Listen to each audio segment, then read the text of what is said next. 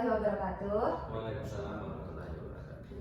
Hari ini kita akan menyampaikan podcast seputar fikih informasi dan komunikasi dengan saya sendiri Nur Roshidatul Hasanah sebagai host dan Saya Huda Rasmi. Saya Muhammad Nafi Alam. Saya Dea Octavia Nur Cahya yang akan menyampaikan tentang fikih informasi dan komunikasi. Dari pertanyaan pertama, yaitu bagaimana pandangan saudara tentang penggunaan media sosial secara berlebihan?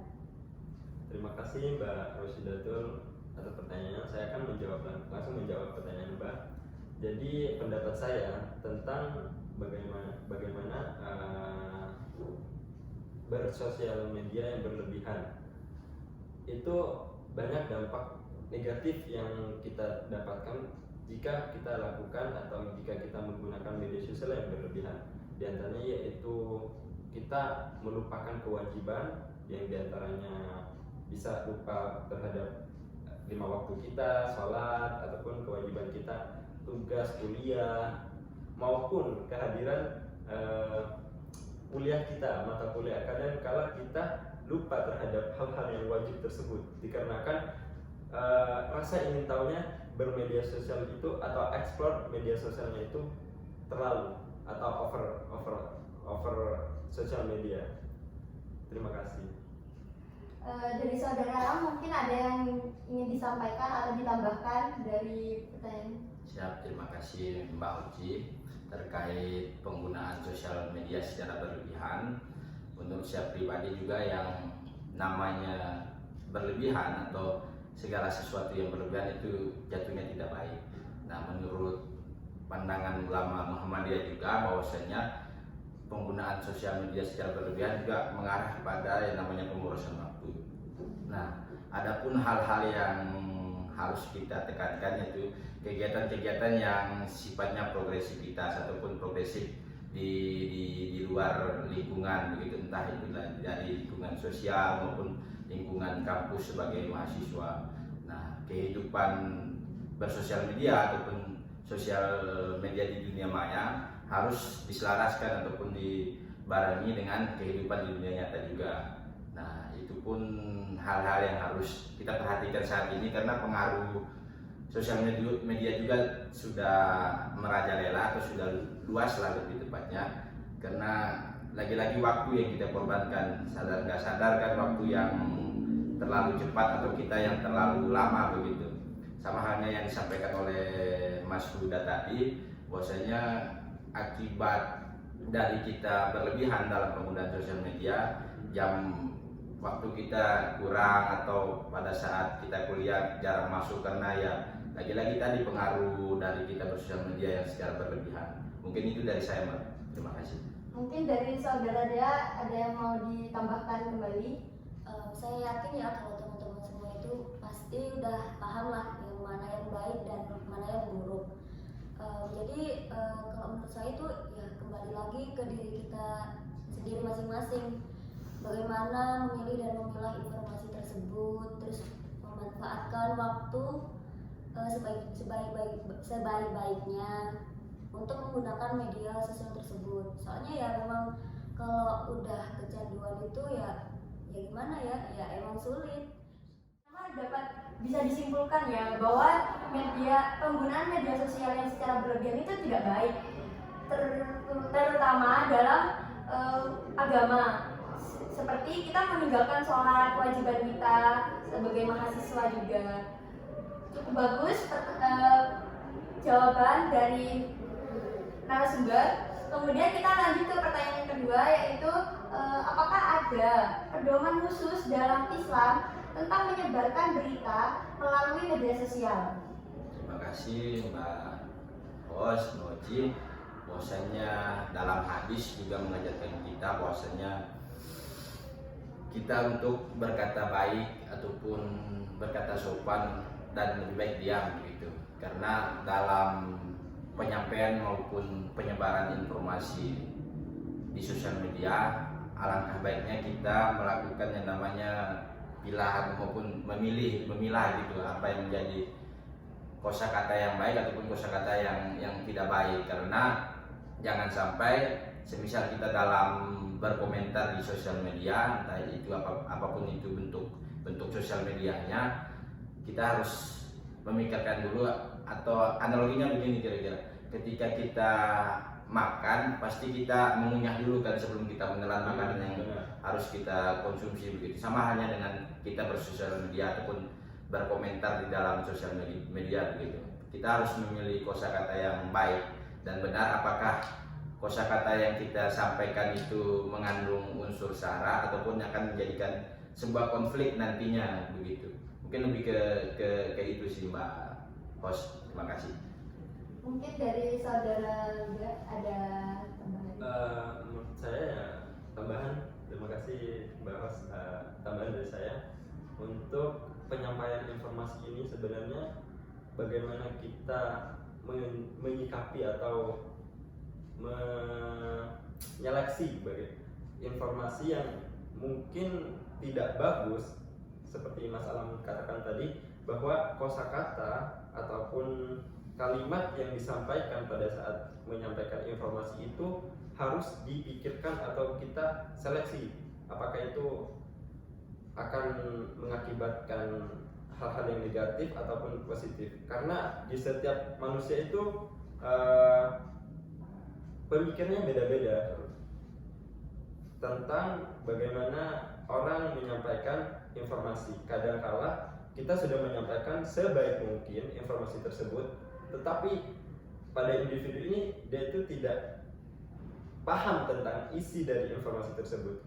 Jadi untuk menyampaikan informasi, bahasa yang digunakan, terus berita yang disampaikan itu harus jelas. Jadi jangan sampai berita ini tidak jelas sumbernya, karena jika tidak jelas akan mengakibatkan konflik-konflik yang tidak diinginkan dan tidak akan menemukan jawaban.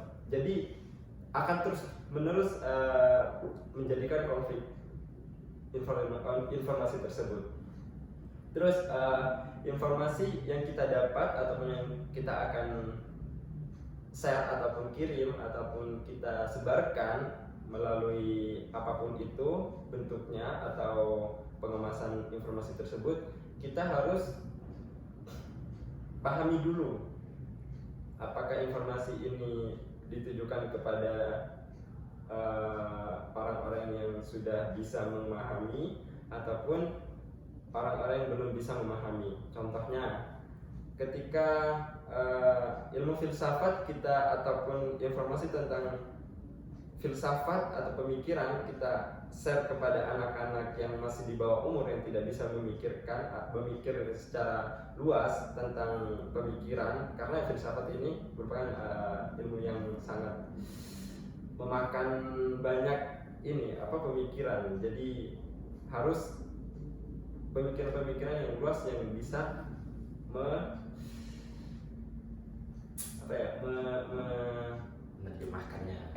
menerjemahkan atau menerimanya. Kalau lebih menurut saya seperti itu. Jadi harus hati-hati dalam bersosial media ataupun mengirim atau menyebar informasi karena banyak dampaknya. Dari saudara Dea, mungkin dari kesimpulan ini ada yang kurang atau mau ditambahkan kembali? Saya izin menambahkan ya. Saya juga setuju dengan pendapat kedua mas narasumber tadi ini, dimana kita kalau menyampaikan sesuatu nih, nah itu kan informasi tersebut kan juga harus dipikirkan kembali kan, tujuan dari hal tersebut itu apa, terus targetnya itu untuk umur yang keberapa gitu. Maksudnya kan kalau di bawah umur itu kan ya ada batasnya tersendiri gitu.